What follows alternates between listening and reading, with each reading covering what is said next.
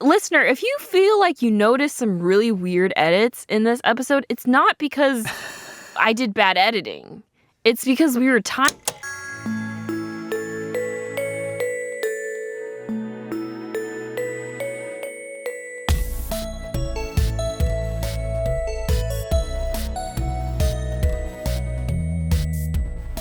Welcome back to Nostalgia Club, a podcast where three sound designers talk about nostalgic media from our childhoods and whether or not it's good anymore.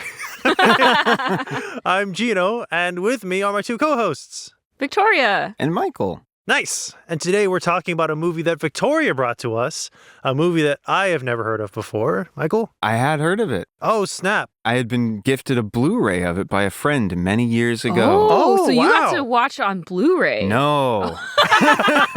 I couldn't find the Blu-ray. Oh, no. And I didn't know if I had access to Blu-ray playing capability. But now you are finally fulfilling that promise of the received gift after many years. Yes. Indeed. And the movie we're talking about is called The Girl Who Leapt Through Time. The 2006 version, because there's actually many adaptations. It's based off a book. So there was a live action movie. This is actually technically a sequel to that first movie. Huh. So the characters in this movie are not in the book, as far as I know. But there are some characters from the book and the first movie that appear in this one. So it's less of a full-on, you have to have watched the first one to make sense. It's like a thematic sequel. Spiritual sequel. Yeah. Interesting. And it's about a girl who, get this, Leaps through time. And Crazy. that might sound like a wonderful descriptive metaphor, but it is very literal. And oftentimes it seems incredibly painful to do because the leaps are uncontrolled and often end in some sort of physical crash or pile of human limbs. So it's like, it's Well, the idea is that the bigger the jump, the further back she can go. Is that it? I didn't pick up on that. Yeah. I was just along for the ride. I was like, she's making leaps of all different sizes. There she is going off a giant diving board, I guess just for the aura of it all. Well, that sequence specifically is because she jumps and then she realizes she couldn't fix it. So she has to go back further. And then she goes back further again until she finally gets it. So it's a time travel movie. Yes. But it's not one of those movies that gets really into the details of like time travel logic necessarily. Yeah. It's incredibly vibes based. And the vibes made me sad. But in a good way. Like a good sad. Yeah. You guys get those. Yeah. Oh, sure. Is there a word for that? Bittersweet? Bittersweet? Yeah, I would say this There we movie go. is very bittersweet. Yeah, there was a certain like aesthetic to the storytelling, but also the way the camera would sort of linger that made me feel like I was losing something or I had lost something, which is strange because it is set in a Japanese school. Yeah. Two places I've never been. And Japan and school. Japan and school. I've lied twice. Although my stop in Japan was in just the airport. Same, actually. I've never actually been to Japan properly. Oh. But they have great airports. The airports are very nice. Yeah. Yeah. A Michael, bidet. Huh? go on a long tangent about how you've been to Japan. I've been to Japan on 2 separate occasions. Wow. I know some people who went to a Japanese school to video stuff for music video. I wasn't on that leg of the journey, but I have been to Japan. And was it exactly like The Girl Who Leapt Through Time? It was exactly like it. I'm done. Victoria, tell us about this movie. Why is it so important to you? This is one of my favorite movies of all time. Yes. And I have had it in mind for Nostalgia Club for a while, but it just didn't feel like the right time. Yet. But recently, I don't know, that was not even Delayed impact. No, it was good. Thank you. I really love this movie, but I didn't feel like it was the right time to revisit it yet. And just like in the last couple months, I think it suddenly like has been top of mind again. So then I was like, I really, really want to cover it for this season.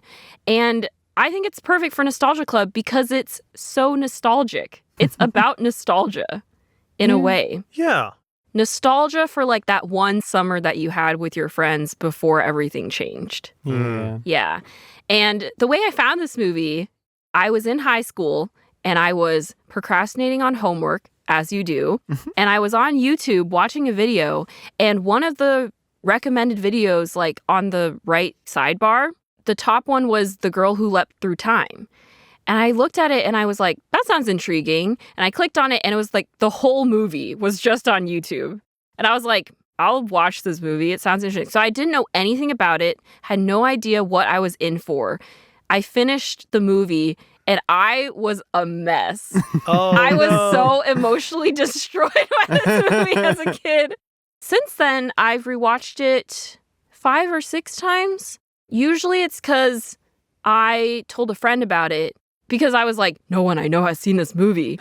And so I just got a couple of friends to watch the movie and I would watch it with them so that we'd be able to talk about it. It's very fun to revisit. And I feel like my interpretation, not necessarily interpretation, but my understanding of the movie changes every time I watch it just a little bit. I'm not having any grand epiphanies when I rewatch this movie, but I feel like I get something a little bit different each time just based on like where I am in life and whatnot. So yeah, it feels like a very layered story with a very layered message. Even though the plot, despite it being a time travel movie, the plot is pretty straightforward. Yeah. But there's, again, like a certain bittersweet, like melancholy about the movie. It's coming of age very literally. Yeah, it's hard for me to pin down. So I'm excited to hear your thoughts about it. Because it did leave me with that like, oh no. Yeah. But I don't know why. Yeah. I remember as a kid, the ending, which we'll talk about, made me so sad because I like didn't like it. I liked it, but I was like, no, like that's not how it should have ended. I really wanted a true happy ending. Now that I'm older, I understand why the ending is the way it is. And it makes the rest of the movie, like rewatching the movie and knowing what the ending is for sure is a different experience because you pick up on so many little like plants about what the true meaning of the movie is. You know, like how people say, like, I would love to like erase my memory and like watch something for the first time again. This is a movie that I wish I could watch for the first time again because it's just such a unique experience of you learn about this girl who learns how to travel through time and she's just having like a fun time doing it. And then it like gut punches you at the end and you're just like, whoa. I really recommend going into this movie blind for that reason. So stop this podcast. Yeah. Go watch it. We'll wait. Welcome back. Yeah. This story is about a 17-year-old girl named Makoto who goes to school in Japan. And it's right before, you know, like you're supposed to decide where you're supposed to go to college, what you want to do with your career. But she doesn't really have any idea and she doesn't want to think about it. She just wants to hang out with her 2 best friends and play baseball and do fun summer things. Very understandable. Her 2 best friends are Kosuke and Chiaki. Every day after school, they play baseball, and that's their routine. But they often talk about, like, oh, maybe, like, you get the feeling it's like they talk about doing a lot of activities frequently, but then they never actually follow up on it because they're just, like, so stuck to the routine. But they're like, oh, maybe this year we'll go to, like, a night game, or, like, maybe we'll go to, like, a festival, stuff like that. So one day, Makoto is helping some students, like, clean up after school, and she hears something in like a science classroom. Because it's time travel, I'm like, I guess I should explain what her day was like. She had a bad day. Yeah. So it starts with her having a bad day. She wakes up late. She doesn't realize that there was a test, like a quiz at school, so she wasn't prepared and she did really poorly on it. She went to her home ec class and accidentally set the stove on fire because she was frying tempura and it exploded. Also later that day, she is walking through the courtyard with her friend and then these 2 guys are fighting and one of them like gets thrown into her. Then she goes to clean up in the classroom and she has this weird encounter where she thinks she hears someone in the science classroom, ends up just falling and slipping on this weird like walnut. She like elbows it. Yeah. She elbows it. This is very specific. And then she's like, that was so weird. I thought I heard someone here. Doesn't think about it afterwards. On her way home, she's biking and she's going down this really steep street. At the end, there's like a train crossing. And as she's biking down, the train starts arriving. So the barriers start coming down, the flashing lights, and everyone's supposed to stop, obviously, otherwise you'll get run over by the train. But Makoto realizes that her bike brake is broken. And so she's like, today, I'm going to die. And she hits the barrier and flies through the air, and you think that she's going to get hit by the train, and then she wakes up. And it's that morning again when she wakes up late and her alarm clock falls on her head. And so she's going through the day being like, that was a really weird dream, but it felt so real. Like I could have sworn that I really almost got hit by a train. Yeah. So she's going through her day and you get the same repeat of the same events. Like she shows up to school and there's a quiz. Then she goes to home ec class. But this time she's able to like consciously make changes. Yeah. So she does better on her test. She swaps with someone in her class so that he ends up lighting the stove on fire It does instead of her. establish an interesting like thread of logic with the time travel in that like you can't prevent bad things from happening necessarily. You can just sort of avoid them or hoist them onto someone else. Yeah. Because anytime a bad thing happens to her and she goes back in time to change it, the bad thing still happens no matter what. It just like the She's target, just not in the place yeah, where it happens anymore. the person affected changes. And I think that's only broken once in like a really major way at the very end. Yeah. But it sort of like begins this moral question of like, I'm making things better for me and my friends, but someone else is always suffering. And there's nothing I can do about that. Like someone has to get hit by the baseball. Yes. So she goes through her day and then she realizes something weird is happening. And so she goes to talk to her aunt, who she calls Auntie Witch. And her aunt says, oh, you've experienced a time leap. Just happens sometimes. I have questions about this, but I'll save them for the end. Yeah. That's very helpful. It's helpful to have a character who kind of understands what's going on to explain the magical thing. So after that, once Makoto figures out that she's time leaping and how to do it, which is like literally flinging yourself through the air, as we've mentioned. Like she runs down a hill and then like jumps into the water and then she time leaps. So then she starts using her time leaps for things like getting home before her sister so that she can get the last pudding before her sister eats it.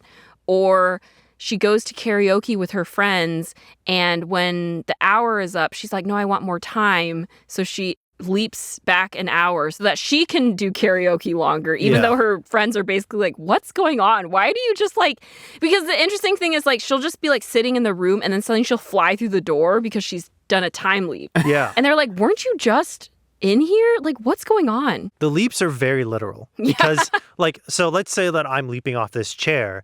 When I leap in midair, I travel back in time and then I land back in time. And so the greater the leap, the farther back. But so if you're launching yourself off of a pier, you're going to land back in time, but you're like, your momentum carries. So you're going to like land in a fruit stand or like or she'll do like a full somersault on the ground. And it is often painful. And everyone around her is just so confused. And there's a little bit, an aspect of teleportation a little bit. Yeah. Where like she can leap like at the beach.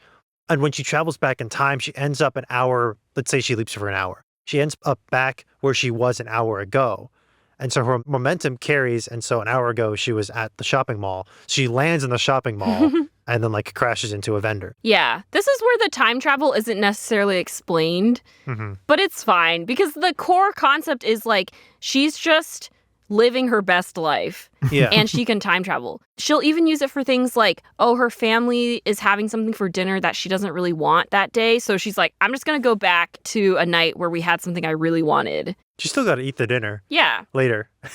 I guess so. That's true. But, you know, instant gratification Yeah. with time travel. Like, just as she's avoidant of the future before she has these powers, now she's sort of avoidant of the future by trying to, like, go back to avoid it in a way. Yeah. Like, the consequences of her actions or, like... She's avoidant of the present. Yeah. Doesn't want anything to change. Yes. So at first it's very, like, innocuous things, but then one day she's biking home with her friend Chiaki, and suddenly he asks her out. And she freaks out. She's like, what is happening? She goes full, like, blank face, no response. Yeah. She, like, can't conceive of the fact that, like, her friend likes her and she doesn't know how she feels or what she wants to do about it. So what does she do? She leaps back in time. several times, actually, because he keeps trying to ask her out, and she keeps trying to make up weirder and weirder excuses to like get him to not ask her out. It's such an interesting strategy because she doesn't avoid the conversation. Yeah. She just tries to change it mid-conversation, which just leads to Chiaki asking her out in more and more forceful ways. Yeah. Not like violently, but just like louder. Yeah. He'll like start bringing it up, and she knows that he is, so then she'll be like, did I tell you about this crazy thing my sister did? And he's like, what? It's like a completely different topic of conversation. She's like, yeah, she's so annoying. And then eventually he's just like, will you go out with me?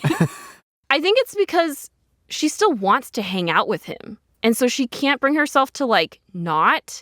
But then she realizes after jumping back in time like 4 or 5 times that she does actually just have to not go home with him that day because it's going to happen regardless. But then as a result, there's like a rift that forms between her and Chiaki for the rest of the movie. Like they just don't hang out because she knows that he wants to ask her out and she just can't face it. Yeah. But then she's like sad because she like misses hanging out with her friends. Yeah. Events are inevitable. So Yeah. she's just sort of delaying it. But this causes all sorts of problems. And there's Yeah. something else with Kosuke too. Yeah, so the thing with Kosuke, the other friend, is that there's this girl in their class. I think actually she's like a grade lower, but she has a huge crush on him. Makoto finds out during one of her time leaps inadvertently that this girl, Kaho, has a huge crush on Kosuke, and as Kaho's 2 friends have been trying to like get her to ask him out, but she's really shy. And they also keep asking Makoto if she is dating Kosuke, because it's one of those like, oh, you're friends with a guy, so you guys must be dating situations. And Makoto's like, no, I'm not dating Kosuke, and I'm going to help you get together. And there's like a couple of antics where like she tries multiple times to like get them to get together. She's very bad at it. She's really bad at it. Because Kosuke does end up dating Kaho, or before it even works out, it's just like on their friend group's mind, like, oh, now that Kosuke might have a girlfriend, then we probably won't be able to hang out together as much. And then again, that prompts Chiaki to also maybe ask Makoto out. And she's like, I don't like it. There's a lot of stuff happening at once. Yeah, there's a lot of stuff happening at once. And the timeline, it's like so hard to describe in a plot summary because it kind of goes back and forth so Literally. many times. Because she's leaping Yeah. back in time all the time. Yeah.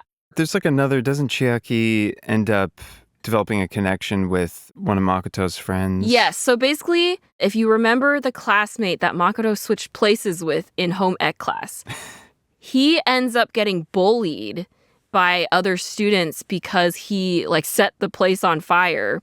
And so they have been like harassing him, and there ends up being like a huge altercation in the main courtyard where he then fights back with like a fire extinguisher and is like bullying the bullies. He's like fully crashing out. Yeah, Yeah. he's crashing out. He's having a terrible time. And then he turns to Makoto. He's like, wait, you switched places with me, so you knew that this was going to happen. And so he starts going after her. And then Chiaki steps in. They start fighting. It's sort of convoluted. He like hucks the fire extinguisher. He throws the fire extinguisher at Chiaki. And Makoto, in order to prevent that from happening, leaps back again in order to prevent Chiaki from being hit by the fire extinguisher. But as a result, it ends up hitting her other friend. Yeah. Someone's got to get hit by the fire Yes. extinguisher. Her friend ends up going to the nurse's office, and then Chiaki talks to her. And this friend actually has a crush on Chiaki, so he ends up asking her out, and they end up kind of dating. And then Makoto's even more upset because she's like, wait, but Chiaki liked me, but he doesn't know that he asked me out. Now he's with my friend? What's going on? And now he's not hanging out with me, but for a different reason. Yeah. Also, around this time, Makoto notices on her elbow, there's like some numbers.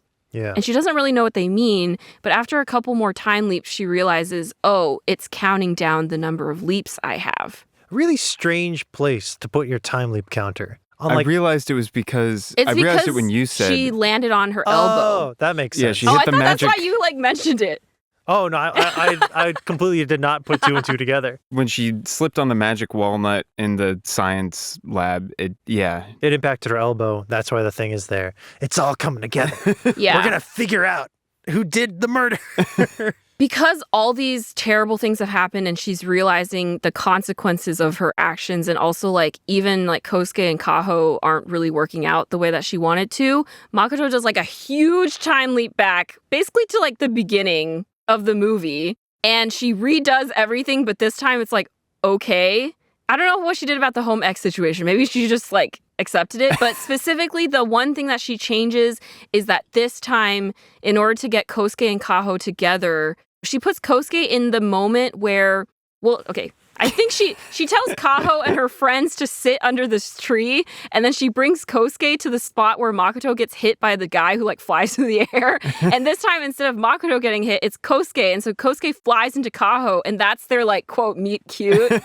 She causes someone bodily harm. Yeah. And so forcing them to go to the hospital together. Kaho hurts her ankle, but Kosuke's dad is a doctor. So he's like, I'll take you to go see my dad.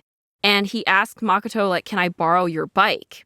She forgets that her bike is broken at this point because it's that day. She freaks out. She tries to call Kosuke to get him to stop using her bike. And she's running after. She goes to the train stop and she's like freaking out. She's like asking people like, was there like a guy and a girl on a bike? Did they get hit? And they're like, no, I don't know what you're talking about. And she's like, okay, it's fine. Maybe they took a different route to the doctor's office, so it's okay. She goes up the hill. She gets a phone call and she thinks it's Kosuke, but it's Chiaki. And he asks her, have you been time leaping? And she's like, what? And so she time leaps to avoid having that conversation. And that's her last jump. And she has a whole moment where she's like, well, that was my last jump. She's like, I'm glad I used it on something so important. Avoiding telling Chiaki that I'm time leaping. And then Kosuke and Kaho fly down the hill. On the bike. On the bike. Yeah. Hi, Mako. And you feel your heart. It literally, yeah, it's crazy because her heart drops and you are also like, oh no, she literally cannot fix it this time. Yep. And she's going to watch one of her best friends die because of her. It's really harrowing because Yeah, she takes she's, off like, down the hill running. after them. And then Yeah. she totally bites it and like breaks all her bones. Yeah. She gets messed up Yeah. and no one can stop it except... Time stops, like for real, for real. Chiaki's there and they're the only two people who are moving. And she's like, what's going on? And he's like, I knew you were the one who was time leaping. And so what he explains is that he is from the future. And at that time, scientists have discovered a way to make time travel possible. And he's come back in time because there's this painting that he really wants to see that in his time doesn't exist anymore, like it got destroyed. You get the idea that there's some kind of like maybe like post-apocalypse situation. He came back to this time because it's the last time the painting was on record, but he ended up just having such a good time hanging out with these new friends that he met that he ended up staying for the whole summer. He did also arrive a little too early to see the painting. Yeah, and he had to wait. Yeah, he had to wait for the painting, but then he was also like, no, like, I enjoy this. I enjoy getting to hang out with these friends of mine and just like living in the moment. He reveals that because Makoto took his time leaping device that he like misplaced. Time walnut. The time walnut, yeah. He is out of leaps and he can't go back. He had one left that he was using for the trip home, but because Kosuke and Kaho died and Makoto was so distraught over it and blaming herself, he used his last leap to prevent that from happening. But unfortunately, this means that he just has to like disappear. He'll never be able to go home. He also can't stay. That's like the consequence of not only running out of time leaps, but also letting someone know about time leaping. He's like figuratively becoming a ghost. Yeah. I think literally he's getting arrested by the time police. Yeah. Makoto is like begging him to stay. Like her aunt is a art restorer. And so she knows that the painting is almost ready to be viewed. Makoto has also at this point come to terms with her feelings for Chiaki. She's realized in this moment of time freeze, Yeah. when this person is leaving her life, now she's forced to finally confront her feelings and she realizes, wait, I don't want you to leave my life. Yeah. She's oh no, like, it's too late. think about all the things that we wanted to do. And he's like, I'm really sorry. Like, I would have loved to do those with you, but I have to go. And it's so sad. Yeah. High school me could not handle it. Time resumes. The next day she goes to school and Chiaki's just gone. Everyone's like, oh, what happened to him? There's like rumors flying around. Some of them are more malicious than others, saying like, oh, he got involved in something bad, or just saying, oh, no, he just like decided to like graduate early or something like that. It's mostly negative rumors. It's mostly negative because people just like to make things up. And Kosuke's upset about it because Chiaki didn't tell him or Makoto anything. And that's kind of where they're at. And that night, Makoto's like just like in her room feeling really sad. And she realizes she still has one leap. Yeah. Because Chiaki jumped back to a time before she had used her leap to try and avoid that phone call with him. And so she still has one. She has one chance to fix everything. So she does the biggest jump of her entire life. She like jumps off the hill or something? Yeah. To the steep hill? Yeah. And goes all the way back to the beginning again. Like beginning of the movie. Yeah. Yeah. And this time she goes to Chiaki first and she's like, hey, I know that you're a time traveler. You gotta leave now. And they have this whole conversation where they presumably talk about everything that happened. And then Chiaki says, okay, I'm gonna go. And Makoto says, she promises him that she will make sure that painting is still there for him in the future. And then he leaves. And then he comes back one last time to say, like, wait for me in the future. They do the bait and switch where it sounds like he's about to, like, confess his feelings. Yeah. And then he just goes. And Makoto's like, what was that? Yeah, she's like, he never told me. And so she's understandably very distraught. And Yeah. then he's like, psych, I'm back. Yeah. And he still doesn't, like, he, like, vaguely confirms feelings. It's closure. It does look like he's about to kiss her, but then he just like glides past to her ear and is like something. Doesn't he say like, I'll wait for you or something? Something like that. Yeah. It's like, But how far into the future is he from? And you said something about post-apocalypse? I think he says, like, meet me in the future, and she says, I'll come running. Guys, I know I've said that I've watched this movie so many times, but the specific dialogue eludes me. Again, the ending is, the movie is incredibly vibes-based. Yeah. If you think about the actual logic and practicality of that final scene, they're never going to see each other again. But, like, Yeah. the idea is that, like, the hope and promise is there, but it's also, like, closure at the same time. Yeah. Yeah. You know, they're both accepting the change and whatnot. And then you, as the viewer, go, oh, no. It really does feel like you're watching something go away, like you're losing something or something you have lost and you're re-experiencing it for the last time. Imagine like a really good summer you had as a child, or like maybe a really good year you had in college or whatnot. You didn't feel it slipping away in the time, but now here's a movie that perfectly encapsulates that feeling, and now you're forced to watch it happen to someone else. And maybe you hadn't grappled with that before, but now here it is in movie form. And how does Auntie Witch know about time leaping? That was never resolved. I looked up, apparently she's supposed to be the protagonist from the first story. Like That's the why book. it's a sequel. Oh, Yes. Yeah. cool. So when she talks about her time leaping experience, that's what happened in the first movie. Okay. Yeah. She talks about it so casually. She's like, oh, it just happens sometimes. Yeah. Specifically to young How it happens protagonists. to her is different, though. For her movie, one of her friends in her class is a time traveler, and he's been sent back because there's these specific lavender plants that like don't make it to the future. And so he's basically been sent back to gather samples so that they can bring this plant back in the future. But she finds out about it. Like, she ends up getting to time leap with him, but she's not necessarily the one controlling the leaps, like how Makoto does. So it is like, I guess, like aesthetically similar. The plot is vaguely similar, but then like the execution is different. Was that the live action one? Yeah. Fascinating.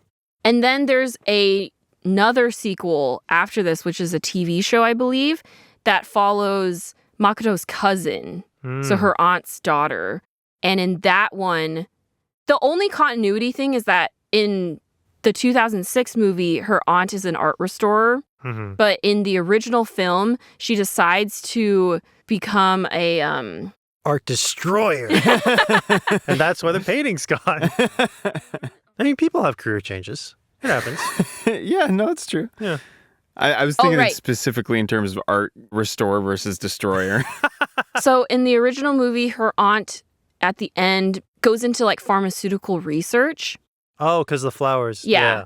And so then in the TV show, which is about her daughter, now the main character of the first movie is much older, obviously because she has a daughter, but she's figured out a way how to time travel. Gotcha. So her daughter becomes the time traveler, and she goes to the past to like find her mom's like old boyfriend or whatever. So the GW. What a choice.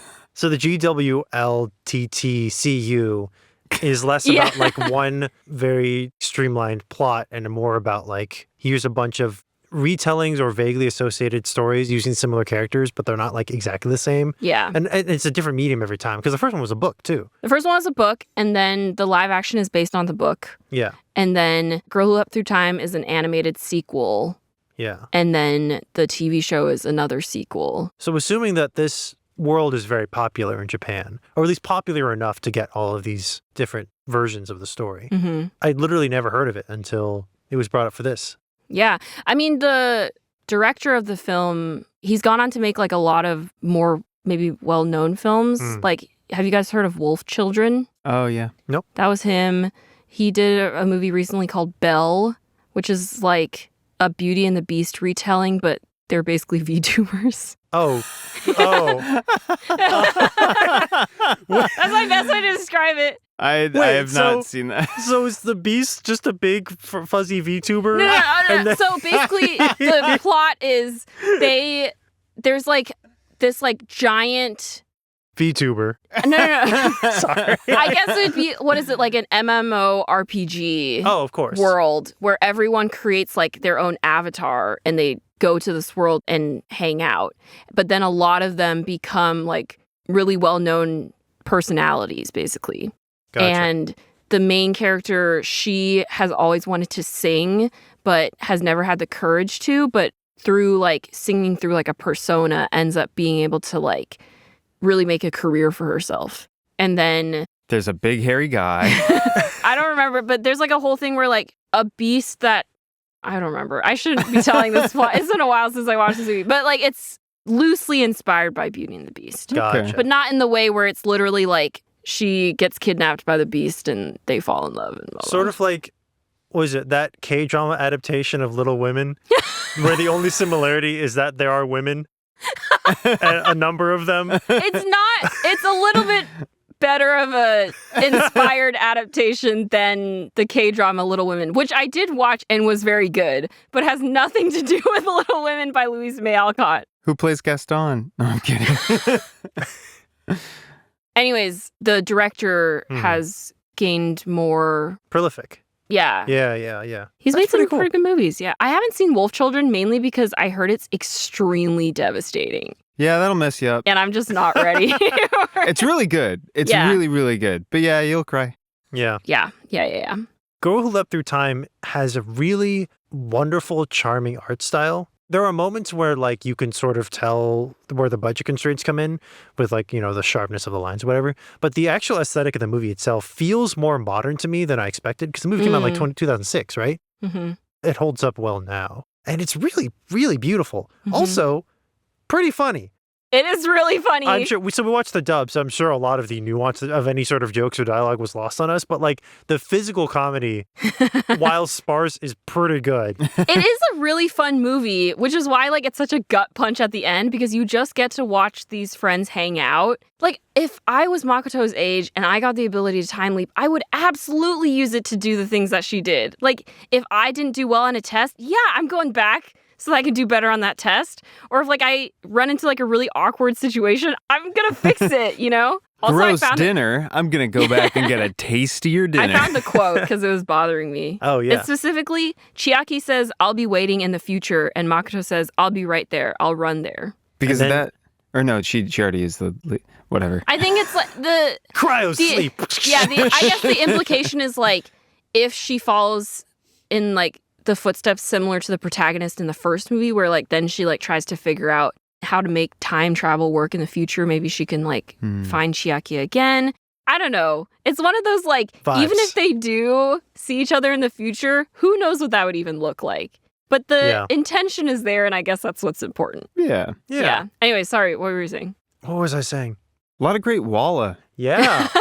Again, English dubs of Japanese products are so hit or miss sometimes. This one is really good. Yeah. Matching those lip flaps, great job. Yeah. I don't think I've actually ever watched the original Japanese version of this movie because the dub is just so nostalgic. Yeah. And that's how I first found this movie on YouTube, was the dub.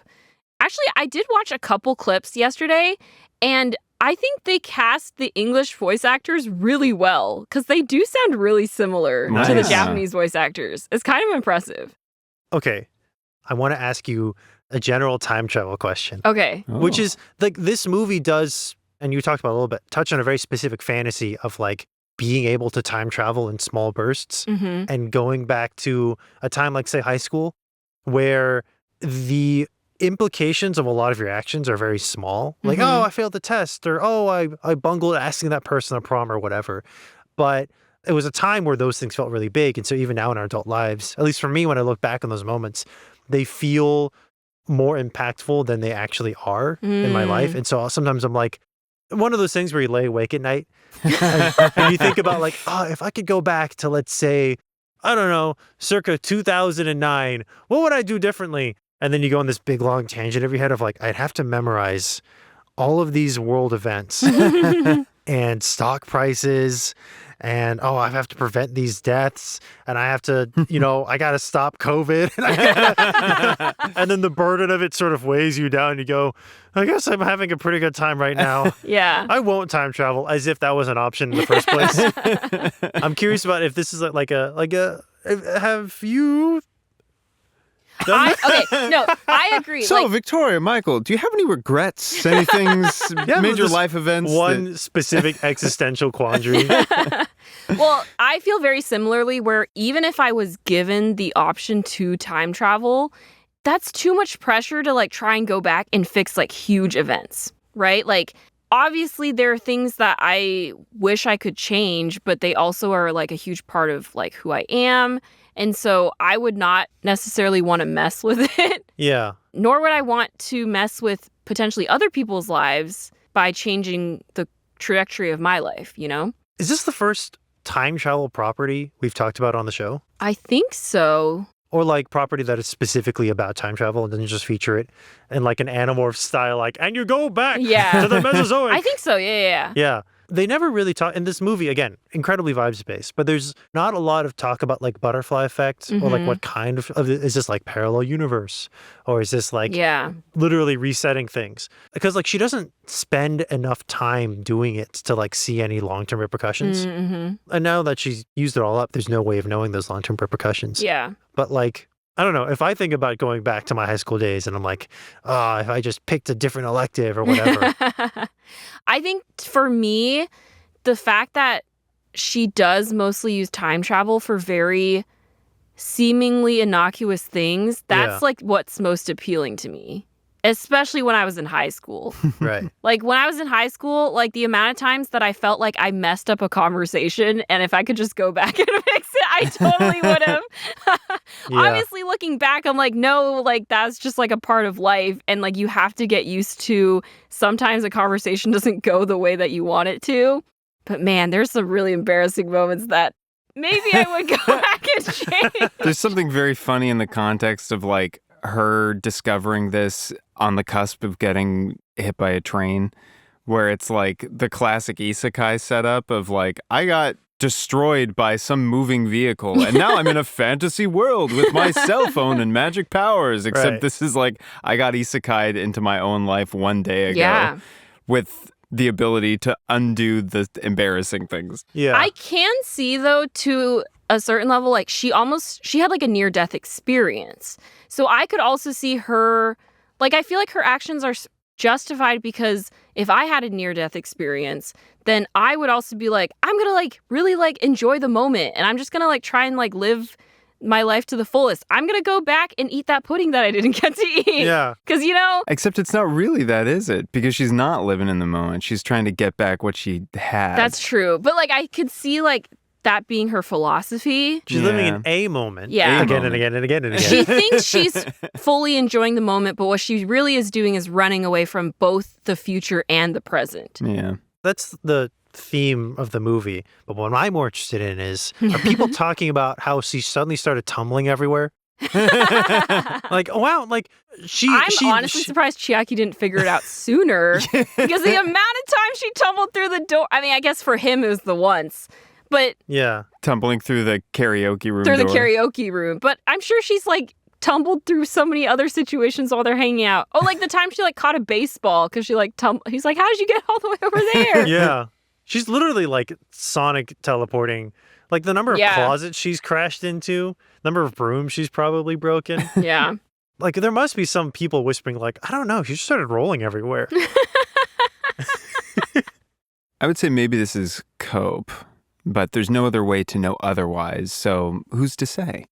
The notion of like going back, like, oh, you get the leap through time ability. You go back and like swap around, go way back and then see if you can undo some things that you wondered if you had done differently, or attempt to drastically alter some major world events or whatever, which is, depending on what they are, good luck. Mm-hmm. Yep. The perceived benefit of doing that has got to emphasize the word perceived. Right. Because I think the same muscle that prompts us to anticipate the future, which can so often be wrong, is the same muscle doing the run it back activity of what if I could go back and change what I did, because you're anticipating perhaps some sort of desirable result. Yeah, I mean, like Makoto goes back to fix things because she thinks that they'll result in the most ideal outcome. Right. But they actually don't. I mean, like it takes her several tries just to get Kosuke and Kaho together. And then they die. And then they die. Yeah. Yeah, and so there's just no guarantee that just because like like it went wrong this one specific way, that if you just fix that will actually like resolve the problem. For this movie specifically, I do think the concept of time travel is so interesting because she's literally like one dot moving along the line. It's not like a like XYZ axis situation where she gets to like pop around to like different universes. It's literally like she just goes back and forth. And everyone else moves around her in like the same way that they did before. She's the only one that's changing. You know what they say about gamblers? 9 out of 10 time travelers stop time traveling right before they make the correct decisions to have the best outcome. Yeah. It is something I think about a lot, and I talk about it with friends too, about the meme that like older generations were like, you kids should have invested in the housing market. And we're like, yeah, when I was 5, okay, Yeah. sure. Like you can't have known what things could have been, and so there's no point in dwelling on like how you could have done it, because you were operating with all the information you had at the moment and making the best choice you could have at that moment. And so, 9 out of 10 gamblers. So what I'm hearing you say, 9 Jino, out of 10 is that 5-year-olds. I should don't invest in. still feel regret about not investing in houses. What I'm saying is NFTs, they've had a slump. I think we can bring them back to the moon. To the moon, baby! Buy my monkeys. Oh my God. I think they're dead now, whatever they are. Someone forgot to feed those monkeys. Gosh, they talked about that on like Jimmy Kimmel one time or something. Oh my gosh. Or what, Jimmy Fallon? I think it was Jimmy Fallon. I saw this. I saw a post today that was like, I watched a YouTube video about how to make $130,000 with an NFT, and the video was a guy bought an NFT for $100 and then listed it for $130,000. Did it work? I don't. It's literally just writing with a Sharpie like $1 million on a table and being like, I'm rich. Like, My gosh. sorry, crazy tangent. It's okay. We'll just go back in time and. Yeah. Hey. An L harsh cut, right? Yeah, listener, if you feel like you noticed some really weird edits in this episode, it's not because I did bad editing. It's because we were time.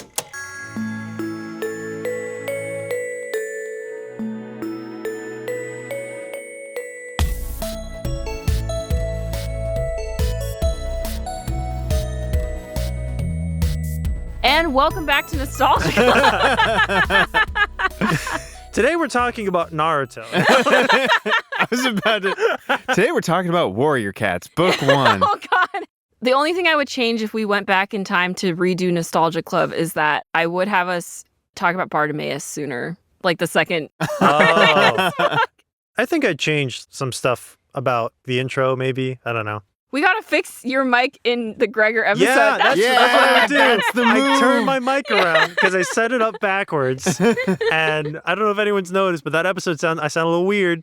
Yeah. The mic's pointed the wrong way. I re-listened to it recently, and obviously I can notice, but it's not that bad. It could have been worse. It could have been as far way as worse. bad mic placement goes. I mean, you just think of this show and this show. Oh, I didn't mean to say that out loud. Time leak back in time so I don't embarrass myself. Any final thoughts about the GWLTTCU trademark? Good joke, Jino. Thanks, Jino. It was great. It did make me nostalgic for 2000s era anime. It had that quality to it, you know? It's so funny when you watch something for the first time and you go, that made me feel nostalgic, which is weird because that's the first time I've seen that. Yeah. And just sitting in all its moments, you know, so many scenes that I think one of you brought it up, how it just sits in every location, which, you know, it happens in like anime and I guess Japanese media in general and whatnot. It does seem like a cultural preference. You know, I think the Captain America movies would have really benefited if we just sat with a sad Steve Rogers. Just really sat with him. Oh, look at this old man. But it was nice. It stood out in this one. It felt distinct to the other times that I've seen. What's the word? Technique is not right. It's too specific. Like slowing down the story a little bit. It really helps you feel like Makoto a little bit because you know what she's afraid of losing. Yeah. When you sit in these moments, you're like, isn't this nice? Yeah. Isn't this so nice? Wouldn't you like to be here for a really long time? And you can't. Yeah. It made me really sad to watch it again for the 6th time and just notice specifically like the fact that she stops hanging out with Chiaki because she doesn't want him to confess to her, but as a result, she's already changed the relationship. That's an interesting point then, because she's trying to change her reality and she's trying like, to I don't change want our friendship to change, but the it's future. already so different. And she's never going to get that time back. The moment she experiences something, her future is changed. Yeah. Even if she tries to go back. And yeah. Even though she went back in time, she knows Chiaki's feelings and she's heard him confess to her. And so already it's going to be so different. Unless time leaping also erases your memories, you're not truly getting to stay in that same reality. And there's a certain cruelty to it, too. Yeah. Because it's as if she's read his mind now. Yeah. And like, you know, a deep, dark secret or whatever. And now she's reacting to something that he never did, but it's information he gave up unwillingly. Mm-hmm. And the fact that he's also a fellow time traveler may or may not, you know, negate any of this. But like, it is cruel. And even her aunt says, like, it probably took a lot of courage for him to say that to you. And you just erased that effort, basically. And you leveraged your powers over time and space. Yeah. Like, he deserves some sort of response and then moving on instead of just like constant denial. I think it'd be funny to share some of my notes that I took this time. Oh, yeah. Which are mainly me laughing at the jokes that Jino mentioned. First of all, I wrote, I love a girl failure protagonist. Yep. Just like her setting the kitchen on fire kills me every time because it's so funny how like she drops the tempura in and somehow sets everything on fire. Like, how does that even happen? She drops the tempura. To be fair, I did once almost set a kitchen on fire by making dumplings. So I guess I can't really judge her too hard. Well, she drops the tempura, which splatters. Yeah. And she backs up into someone holding a cutting board with a cabbage on it. Right. That flies into the oil. Cabbage is full of water. Water and oil explosion. Yes. And then when she tries to fix it, I expected her to like try and like, oh, we'll make sure this disaster doesn't happen. Instead, She just hoists it on someone else. yeah. I don't trust your myself problem. with this tempura. Yeah. There's the cabbage that falls into it. I'll leave it there. Yeah. I'm going to grab this pot lid and stand in the corner and protect myself. Just me. Just me. Another one is there's one time leap where Kaho asks Kosuke out, but he turns her down because Makoto got a really good grade on the test. And he's like, if Makoto could get such a good grade, I'm not studying enough. I need to work harder. That's such a It was so dunk on funny. Makoto. Gosh. Like, you got a really good grade, but you're really dumb. Impossible. My whole worldview flipped upside down. He's like, I don't have time for dating. I have to study. But then what was his whole thing? I thought that was an excuse, because doesn't he kind of, but not actually ask Makoto out? I think like Auntie Witch maybe mentions that possibility. Right. Auntie Witch was like, I always thought like Kosuke liked you. Yeah. I think other characters also assume it. And then I think Kosuke mentions it once, but in a more of like a theoretical sense more than like an actual... Yeah. Yeah. It's implied that that's an option, but I think Makoto is really like trying to push for the alternative. Yeah. Mhm. And Kosuke doesn't really care too much either way to like, Yeah. you know, he just wants to have a good career. Also, there's like a conversation where, because Makoto leaps back in time and she meets Kaho and her friends for the first time, but they're like, how do you know us? And how do you know that Kaho likes Kosuke? How do you know all these things about Kao's grandma? Yeah, and so Makoto says, I met her at the bowling alley. And Kaho says, but my grandmother's bedridden. Girl failure. Anyways, I love this movie. It's so funny and also so sad. And I'm really glad that you guys enjoyed it too. What a great time. Thank you for sharing with us. Yeah. And I'm glad I was able to make good on the gift that my friend gave me many years Yeah. ago. I hope you find the Blu-ray. Oh, I've got it for Oh, sure okay. still. I just, I found the movie ease of access without needing to find a Blu-ray That player. same YouTube video that you watched literally years ago. I wish actually. I was like, it's still on YouTube. It's also on like some streaming platforms, but it is on YouTube currently. And I looked at the timestamp and I was like, I wish it was like 20 years ago. It's not. I think it's like it goes up on YouTube and then every couple of years maybe it gets taken down and then someone else Someone just really re-uploads it. dedicated. Yeah. Yeah. Oh, apparently recently the director Mamoru Hosoda wrote like a new book.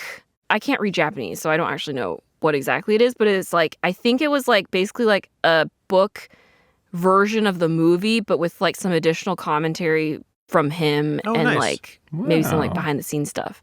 And I want it, but I also can't read Japanese, and it's only available in Japan. Oh. But well, maybe one day you have I'll get two it. options. The first one is learn Japanese. Second one is hire someone to translate this whole book just for you. I'm personally hoping that they translate it to English and then it comes to the US and then I can buy it. That would be awesome. But probably not.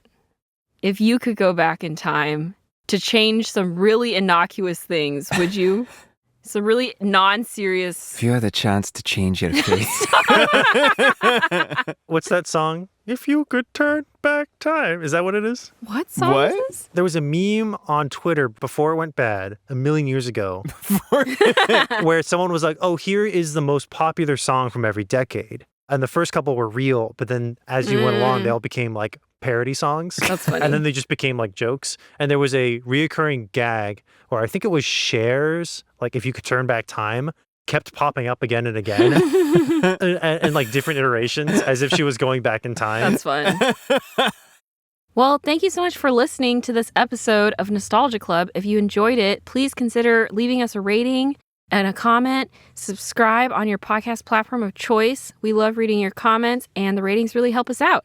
You can also follow us on Instagram at Nostalgia Club Podcast, or send us an email at nostalgiaclubpodcast@gmail.com. You can also learn more about some of the other Time Leap. I like... Okay. You can also follow us at MouseKnight Studios on all platforms to learn more about some of our other shows. We also have a Ko-fi if you would like to support the show. And until next time... If you could turn back time. Time waits for no one. So, Oh, wait, who wrote that? Chiaki. Oh, I didn't realize. I was like, we never confirmed who wrote it. They confirm it because Makoto asks her friend if she saw anyone nearby at first her friend's like, no, I don't think so. And then as Makoto runs out, her friend's like, oh, wait, there was someone. It was Chiaki. And then it focuses on the board. Why did he write that, though? I think he was just being philosophical and like wrote on a blackboard, you know? Being a teenager? Yeah. Yeah. That feels Time like waits for no Chiaki one. is like, he is a very unserious person, but you can tell that he like thinks a lot. He's got fathoms. Yeah. You never gone into an empty classroom and wrote something really edgy on the board and be like, somehow this will come back to me and earn me cool points. And then the next you just erases it. Yeah. Because of course they would. I also just really like the little face that someone drew under it. Yeah. Yeah. Yeah, time waits for no one. So, Invest in my NFT monkeys, baby! We're going to Venus! no. That's farther than the moon. But we have to time it right because Venus and Earth's orbit are not aligned and we don't want the sun to be in the way. So buy my monkeys on a very specific date where Venus and Earth are aligned and then we can go to Venus! Minions! Tonight we send our monkey NFT to the moon! No. Dead silence for the minions. They know what's up. They're not gonna Oh my invest. gosh. I guess that's how it ends. Oh, man. We can't go back and change it. Timely.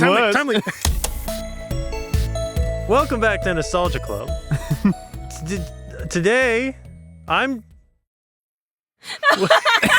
I was like, how do we do this? Time leap! Dude, And then the again. sound of crashing furniture.